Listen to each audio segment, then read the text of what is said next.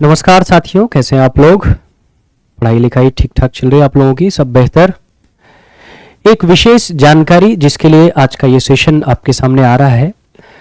विशेष जानकारी, वैसे आप तक ही अलग अलग माध्यमों से ये जानकारी पहुंची होगी, लेकिन चूंकि हमारी जिम्मेदारी है कि कोई खबर अगर आई और वो शिक्षा से संबंधित है तो उसको सही तरीके से आप तक पहुंचाया जाए।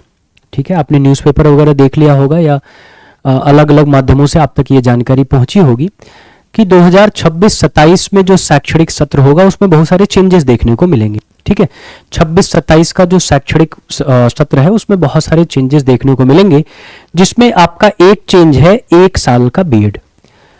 आपको पता है कि 1 साल का बीएड 2013-14 ना वो लास्ट था, बंद कर दिया गया। फिर 2 साल का बीएड अलाउ कर दिया गया था, 2 साल का बीएड हो गया था, लेकिन उसको फिर से अब शुरू करने जा रहा है। 1 साल का बीएड प्रोग्राम ला रहे हैं, ये तो अच्छी खबर है, लेकिन इसके लिए थोड़ा सा वेट करना पड़ेगा। ये 2025-26 के लिए नहीं है, 2026-27 के लिए है।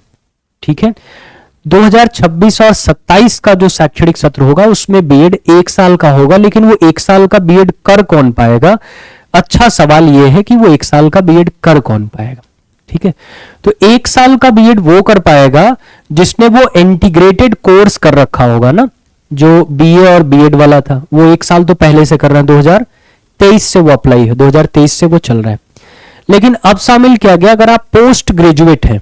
ठीक है, अगर आप पोस्ट ग्रेजुएट हैं तो फिर आप 1 साल का बीएड कर सकते हैं, यानी स्नातकोत्तर अगर है तो 1 साल का बीएड आप कर सकते हैं। ठीक है, अगर आपने स्नातकोत्तर की डिग्री ले रखी है, एमए की डिग्री ले रखी है, तो आप 1 साल का बीएड कर सकते हैं। एमए की डिग्री होनी, मास्टर डिग्री होनी जरूरी है।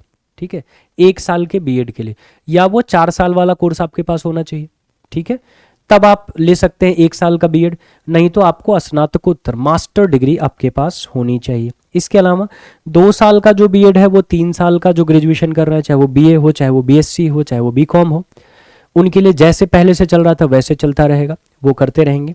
ठीक है, एमएड की डिग्री जो है वो 4 साल का, जिन्होंने इंटीग्रेटेड बीएड या 2 साल के बीएड की पढ़ाई कर ली है, वो एमएड में अपना एडमिशन ले सकते हैं, एमएड कर सकते हैं। इसमें एक जानकारी और बहुत बेहतरीन है, वो जो 4 साल वाला है ना, 4 साल का जो इंटीग्रेटेड बीएड है, उसमें कुछ चीजें बढ़ रही हैं। जैसे उसमें कुछ चीजें बढ़ क्या रही हैं कि पहले ये 2023 में ये बैच शुरू हुआ था, बीए बीएड, बीएससी बीएड और बीकॉम बीएड ना, ये शुरू हुआ था। अब उसमें 2026-27 में जो अब नया शैक्षणिक सत्र आएगा, जब ये सारी चीजें अप्लाई होंगी, तो 4 चीजें और जुड़ जाएंगी, जैसे शारीरिक शिक्षा, कला शिक्षा, योग शिक्षा और संस्कृत शिक्षा। अब इनको भी ऐड कर दिया गया वो 4 वर्षीय कार्यक्रम में। ये भी एक चेंजेस आपको देखने को मिला है। एनईपी 2020 बहुत दिन से आप इसको चर्चा में सुन रहे हैं, और इसके रूल रेगुलेशन अब धीरे धीरे अप्लाई होने लगे हैं, जिसमें 4 स्टेज में पढ़ाई को बांट दिया गया है।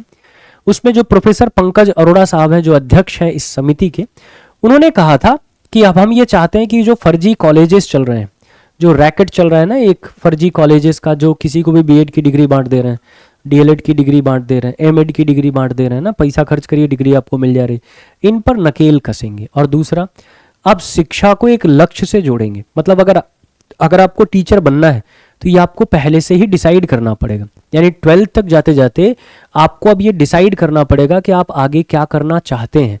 उसी के अकॉर्डिंग अब आप एडमिशन लेंगे और उसी के अकॉर्डिंग आप आगे बढ़ेंगे।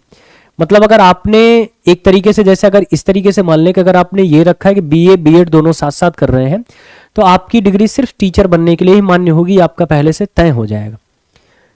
तो इससे एक चीज पर तो और, मतलब शिक्षा में जो सुधार होगा वो तो होगा ही, मुझे ऐसा लगता है कि एक चीज में और सुधार होगा। जैसे कई बार क्या होता था, कुछ लोग नौकरी पा जाते थे, प्राइमरी के शिक्षक बन गए, और फिर उससे बड़ी पोस्ट के लिए उन्होंने प्रिपरेशन करी, और फिर वो एलिजिबल हो गए और उन्होंने परीक्षा पास कर ली, वो छोड़ के चले जाते थे, पोस्ट खाली रह जाती थी। वैकेंसीज का देख रहे हैं, आपकी वैकेंसीज कितनी इरेगुलर है।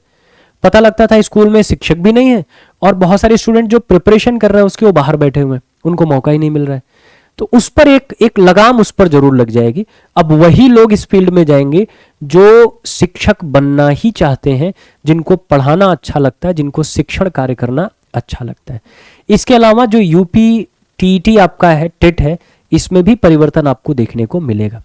ठीक है, तो ये अब कमर कस लीजिए कि आगे आने वाले जो अब शैक्षणिक सत्र हैं उसमें पढ़ाई को लेकर बहुत सारे चेंजेस देखने को मिलेंगे, काफी पॉजिटिव चेंजेस देखने को मिलेंगे, इसलिए कमर कस लीजिए। चीजें बहुत रेगुलेट होने वाली हैं, बहुत सिस्टमेटिक होने वाली हैं और एकदम एक पटरी पर एक लयबद्ध तरीके से चलने वाली है। अगर जिस तरीके की योजना बन रही है वो सारी योजनाएं सही रूप में लागू हो गई तो ना। तो उम्मीद है कि ये जानकारी आपको पसंद आई होगी और ऐसे ही अच्छी जानकारी और ऑथेंटिक जानकारी के लिए जुड़े रहिए हमारे चैनल के साथ। चैनल शेयर कर दीजिए, सब्सक्राइब भी कर लीजिए अगर आप पहली बार हैं, और अगर आपको ये सेशन अच्छा लगा तो अपने दोस्तों के साथ शेयर भी कर दीजिए। मिलते हैं फिर अगले सेशन में कुछ और जानकारी के साथ। स्वस्थ रहिए, मस्त रहिए, हंसते मुस्कुराते रहिए। Thank you so much. Best of luck.